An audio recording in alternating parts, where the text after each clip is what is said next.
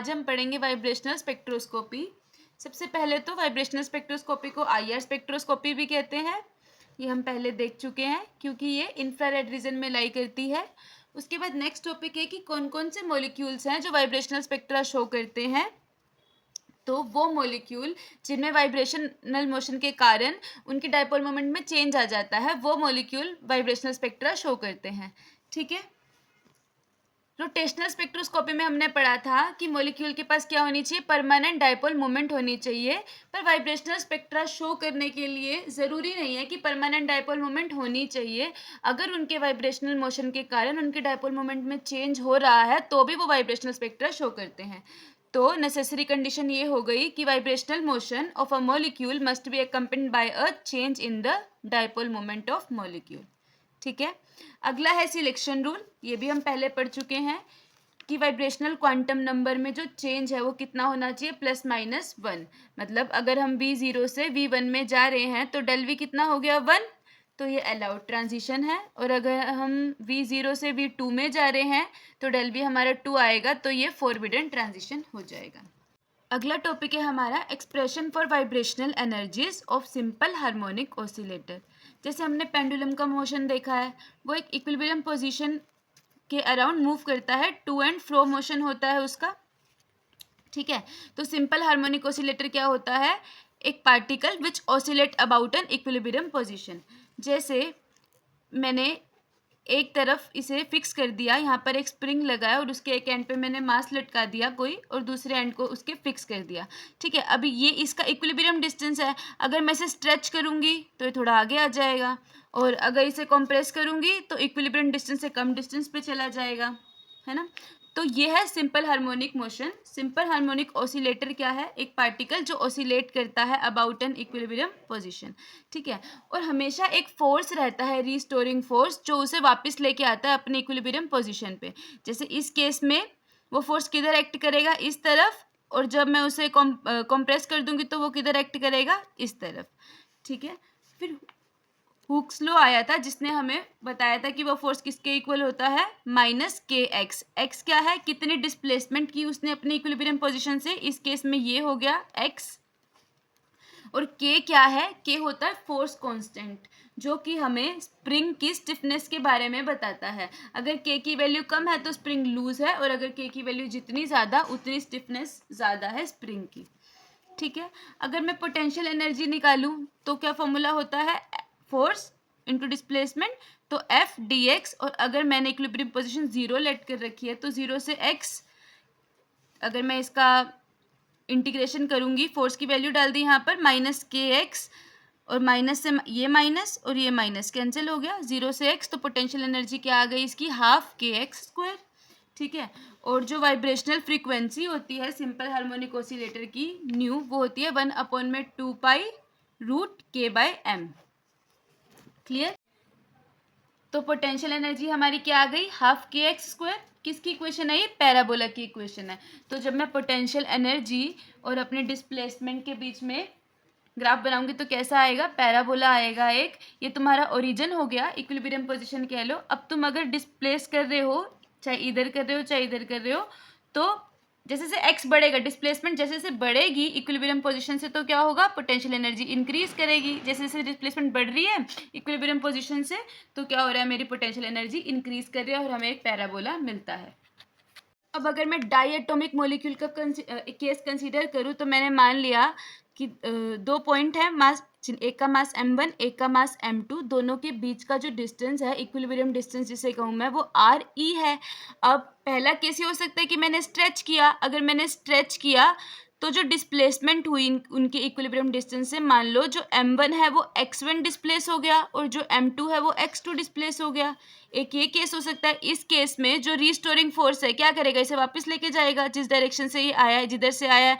तो F1 इधर act करेगा और F2 इधर एक्ट करेगा।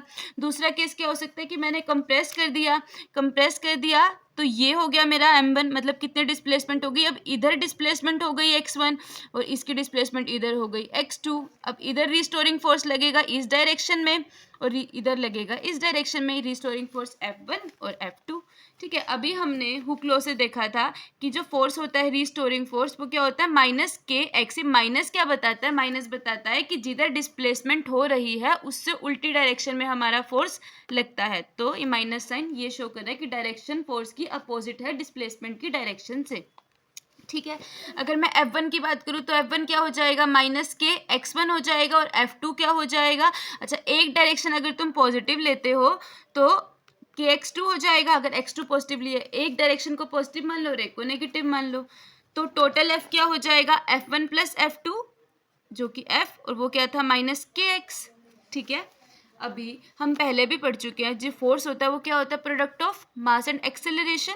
और एक्सेलरेशन को मैं क्या कह सकती हूँ, अगर मैं डिस्प्लेसमेंट का टाइम के रिस्पेक्ट में एक बार डिफ्रेंसिएशन करती हूँ तो वो वेलोसिटी, और अगर डबल डिफ्रेंसिएशन कर दूंगी तो वो एक्सेलरेशन हो जाता है। तो मतलब मैं अपने फोर्स को क्या लिख सकती हूँ माइनस के एक्स। यहाँ पर तुम्हारा m आना था, लेकिन डायटोमिक मॉलिक्यूल के केस में मैं m ना यूज़ करके क्या यूज़ करूँगी रिड्यूस मास, जो कि म्यू होता है m1 m2 upon m1 plus m2। तो वो यूज़ किया, वो m इधर आना था तो म्यू आ गया इधर, ये आ गया यहाँ पर, तुम्हारी ये इक्वेशन बन गई। अच्छा, ये जो k बाय म्यू है इसे हम ओमेगा स्क्वायर कहते हैं। जो ओमेगा होती है वो हमारी एंगुलर फ्रीक्वेंसी, तो ओमेगा क्या होगी रूट k बाय म्यू। तो ये हमारी इक्वेशन बन, तो हमारे पास ये इक्वेशन आ गई डायटोमिक मॉलिक्यूल के लिए, जहाँ पर हमारा ओमेगा क्या था रूट k बाय म्यू, ये तुम्हारा रिड्यूस मास और ये फोर्स कांस्टेंट हो गया। अब इसे अगर मैं फ्रीक्वेंसी की टर्म में लिखूँ तो क्या लिख सकती हूँ 2 pi nu is equal to root k by mu. तो अगर मैं यहाँ से न्यू निकालूँ तो न्यू क्या आ गई 1/2 pi root k bye new. तो ये क्या हो गई हमारी वाइब्रेशनल फ्रीक्वेंसी। ठीक है, डायटोमिक मॉलिक्यूल के लिए अगर मुझे वाइब्रेशनल फ्रीक्वेंसी निकालनी है तो कैसे निकालूंगी 1/2 pi root k bye new, वे के इज योर फोर्स कांस्टेंट और न्यू क्या है रिड्यूस्ड मास। ठीक है, अब वाइब्रेशनल एनर्जी जो है हार्मोनिक ऑसिलेटर की वो हम कैसे देते हैं, जो हमारा ई है ई वाइब्रेशनल वो होता है v plus 1/2 h nu, where v is your vibrational quantum number. और इसकी वैल्यू क्या हो सकती है 0 1 2 3 4 कुछ भी हो सकती है। ठीक है, तो जो हमारे वाइब्रेशनल एनर्जी लेवल है उनकी हम एनर्जी इसके अकॉर्डिंग दे सकते हैं। ठीक है, अगर मुझे ये मैंने तुम्हारी एनर्जी की जूल्स में निकाल लिया, अगर मुझे सेंटीमीटर इन्वर्स में निकालना हो वेव नंबर की फॉर्म में तो मैं क्या करूँ इसे अच्छे से डिवाइड कर दूँ। अगर मैं अच्छे से डिवाइड करूँगी तो क्या आ जाएगा न्यू बाय सी रह जाएगा, इधर इधर भी एच आएगा इधर भी एच आएगा, एच से एच कैंसिल हो जाएगा, तो न्यू बाय सी को हम क्या कह देते हैं ओमेगा ई। ओमेगा ई क्या है इक्विलिब्रियम वाइब्रेशनल फ्रीक्वेंसी। ठीक है, अच्छा अगर मैं v को यहाँ पर 0 पुट करूँ तो क्या आ जाएगी मेरी 1/2 ओमेगा ई। मतलब जब मेरा v 0 है तो भी वाइब्रेशनल एनर्जी 0 नहीं है, उसकी कुछ ना कुछ वैल्यू आ रही है, और ये जो वैल्यू आ रही है इसे क्या कहते हैं 0 पॉइंट एनर्जी। इसका क्या मतलब है कि ग्राउंड स्टेट में जब मॉलिक्यूल है तो भी उसके पास कुछ ना कुछ वाइब्रेशनल एनर्जी है, एब्सोल्यूट 0 पर भी। जब हर तरह के मोशन रुक चुके हैं उसमें तो वाइब्रेशनल मोशन फिर भी उसमें हो रहा है, और इस एनर्जी को हम क्या कहते हैं 0 पॉइंट एनर्जी। ये 0 v मैंने 0 पुट किया इसमें। ठीक है, अगर मैं E1 निकालूँ तो क्या हो जाएगी E1 इस फॉर्मूले के अकॉर्डिंग मेरी 1 प्लस 1/2 यानी कि 3/2 ओमेगा ई हो गई। E2 निकालोगे तो क्या हो जाएगी 5/2 ओमेगा ई हो गई। E3 निकालोगे तो क्या हो जाएगी 7/2 ओमेगा ई हो जाएगी। अब अगर मैं सब में डिफरेंस देखूँ तो कितने का आ रहा है 3/2 माइनस 1/2 तो 1 हो गया, ये मतलब 1 ओमेगा ई। इसमें और इसमें भी कितने का डिफरेंस आ रहा है 1 ओमेगा ई। इसमें और इसमें भी कितने का डिफरेंस आ रहा है 1 ओमेगा ई।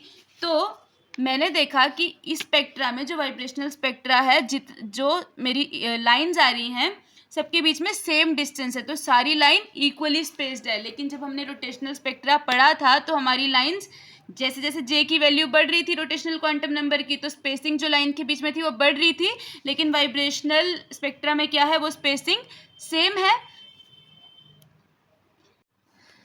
तो अगर मैं अपना वाइब्रेशनल स्पेक्ट्रा देखूं तो जो दो एनर्जी लेवल है उनके बीच में कितना डिस्टेंस आ रहा है, ओमेगा ई का आ रहा है। मैंने जनरली लेके देख लिया कि वी से v+1 में जा रही हूँ तो ओमेगा ई का डिफरेंस आ रहा है। मतलब हर एनर्जी लेवल इक्वली स्पेस्ड है, वाइब्रेशनल एनर्जी लेवल, और कितना डिस्टेंस है उसके बीच में, ओमेगा ई। इधर से इधर भी ओमेगा ई, इधर से इधर भी ओमेगा ई, इधर से इधर भी ओमेगा ई। तो अगर अब ट्रांजिशन मान लो हो रहा है तुम्हारा 0 से 1 में, तो एब्जॉर्प्शन तुम्हें कहाँ पर दिखेगा, ओमेगा ई पे। अगर इधर 1 से 2 में हो रहा है तो भी एब्जॉर्प्शन कहाँ पर दिखेगा, ओमेगा ई पे। क्योंकि यहाँ पर हर वाइब्रेशनल एनर्जी लेवल में सेम स्पेसिंग है, तो हमें जब ट्रांजिशन होता है, चाहे मैं इधर से यहाँ जा रही हूँ, इधर से यहाँ जा रही हूँ, तो एक ही एब्जॉर्प्शन लाइन मिलती है, वन एब्जॉर्प्शन लाइन, जो कहाँ पर मिलती है, ओमेगा ई पर। ठीक है, ओमेगा ई क्या आती है, हमने पीछे पढ़ा, इक्विलिब्रियम वाइब्रेशनल फ्रीक्वेंसी। ठीक है, आज का लास्ट टॉपिक है हमारा इफेक्ट ऑफ आइसोटोपिक सब्स्टिट्यूशन। जैसे हमने रोटेशनल स्पेक्ट्रा में देखा था वैसे ही है इसमें भी। अब यहाँ पर क्या है, हमारी जो फ्रीक्वेंसी होती है वो क्या होती है, 1/2π√k/म्यू। म्यू क्या है तुम्हारा, रिड्यूस मास, और के क्या है, फोर्स कांस्टेंट। अब आइसोटोप्स क्या थे, जिनका सेम एटॉमिक नंबर है बट डिफरेंट मास नंबर है। ठीक है, मैंने HCl लिया, एक में मैंने जो हाइड्रोजन यूज़ कर रही हूँ वो प्रोटियम कर रही हूँ, एक में ड्यूटीरियम यूज़ कर लिया, और एक में जो क्लोरीन है वो 35 मास वाला कर लिया, और एक में 37 वाला कर लिया। ठीक है, अब जब तुम्हारा मास बढ़ेगा तो तुम्हारे रिड्यूस मास चेंज हो जाएगा, है ना। और अगर हैवी आइसोटोप हम यूज़ करेंगे तो रिड्यूस मास बढ़ जाएगा। अगर रिड्यूस मास बढ़ेगा तो फ्रीक्वेंसी घट जाएगी, इन्वर्सली प्रोपोर्शनल है। ये मैंने ले लिया कि सिंपल मॉलिक्यूल के, फिर जब मैंने उनके हैवी आइसोटोप यूज़ किए तो फ्रीक्वेंसी हो गई न्यू डैश हो गई, उसे मैं इससे दूंगी। अब हमें पता है कि जो हैवी आइसोटोप है उसका ये रिड्यूस मास ज़्यादा होगा, तो जो उसकी फ्रीक्वेंसी है वो कम होगी।